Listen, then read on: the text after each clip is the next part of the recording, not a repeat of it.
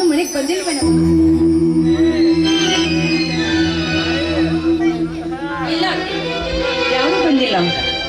ಎಲ್ಲಿ ಹೋಗ್ತಾನು ಏನ್ ಮಾಡ್ತಾನೋ ಆ ದೇವರಿಗೆ ಗೊತ್ತು. ಹೋಗ್ಲಿ ಬಿಡಮ್ಮ.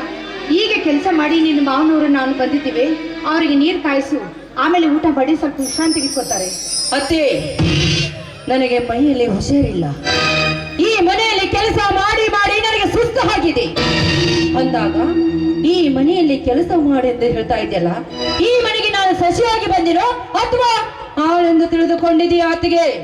ನೋಡತ್ತೆ, ನೀನಿಷ್ಟೊಂದು ಹೇಳಬೇಕಾದ್ರೆ ನಿನ್ನ ಗಂಡನಿಗೆ ಬೇಕಾದ್ರೆ ಬಿಸಿನೀರು ಕಾಸಿ ಅಡಿಗೆ ಮಾಡಿ ಊಟ ಬಡಿಸು, ಆದ್ರೆ ನನ್ನಿಂದ ಮಾತ್ರ ಸಾಧ್ಯವಿಲ್ಲ. ಈ ರೀತಿ ಮಾತಾಡೋದಕ್ಕೆ ನಾಚಿಕೆ ಬರೋದಿಲ್ವೇ ನಿನಗೆ? ಅತ್ತೆ, ನಾಚಿಕೆ ಗೀಚಿಗೆ ಅಂತ ಮಾತನಾಡಿದ್ರೆ ಪರವಾಗಿರೋದಿಲ್ಲ. ನನ್ನಿಂದ ಏನು ತಪ್ಪಾಗಿದೆ? ಈ ಮನೆಯಲ್ಲಿ ಏನಮ್ಮ ಮಾಡ್ತೀಯ ನೀನು? ಕೆಲಸ ಎಲ್ಲ ನಾನೇ ಮಾಡ್ತೀನಿ. ಬೆಳಿಗ್ಗೆ ಭಾಂಡೆ ತಿಕ್ತೀನಿ, ಕಸ ಹೊಡಿತೀನಿ, ಎಲ್ಲ ಮಾಡ್ತೀನಿ. 3 ಸಲ ತಿಂತೀಯ, 6 ಸಲ ಡ್ರೆಸ್ ಚೇಂಜ್ ಮಾಡ್ತೀಯ.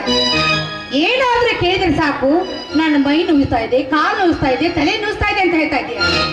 ನಮ್ಮ ಕಡೆಯಿಂದ ಸೇವೆ ಮಾಡಿಸ್ಕೊಳ್ಳೋದಕ್ಕೆ ಮಹಾರಾಣಿ ಆಗ್ಬಿಟ್ಟಿದ್ಯಾ. ಇಲ್ಲಿ ತಿಂದು ಬೀಳೋದಕ್ಕೆ ಇದೊಂದು ಶ್ರೀಮಂತರ ಮನೆ ಅಲ್ಲ, ಬಡವರ ಮನೆ.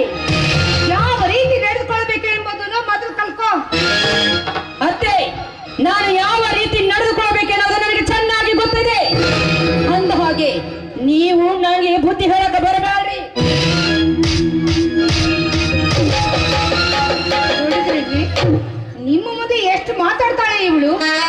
ಇವಳಿಗೆ ಅಶೋಕನ ಸಲಿಗೆ ಜಾಸ್ತಿ ಆಗ್ಬಿಟ್ಟಿದೆ. ಒಂದು ತೋಟಕ್ಕೆ ಕರೆದುಕೊಂಡು ಹೋದ್ರೆ ತಾನೇ ಸರಿ ಹೋಗ್ತಾಳೆ. ಹೋಗಿ ಬಿಡಿ ಸಾವಿತ್ರಿ, ಅವಳು ಇನ್ನೂ ಚಿಕ್ಕವಳು, ಕಷ್ಟದ ಕಡಲಲ್ಲಿ ಬೆಳೆಯವಳಲ್ಲ, ಸುಖದ ಹಾಸಿಗೆಯಲ್ಲಿ ಇದ್ದವಳು. ಹಿರಿಯರಾದ ನಾವು ಕ್ಷಮಿಸದಿದ್ದರೆ ಮತ್ಯಾರು ಕ್ಷಮಿಸಬೇಕು? ಮುಂದೆ ಅವಳು ತಿಳಿದುಕೊಂಡು ಹೋಗುತ್ತಾಳೆ.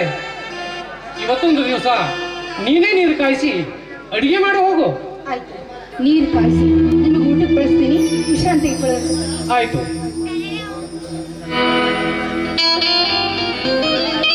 Thank you.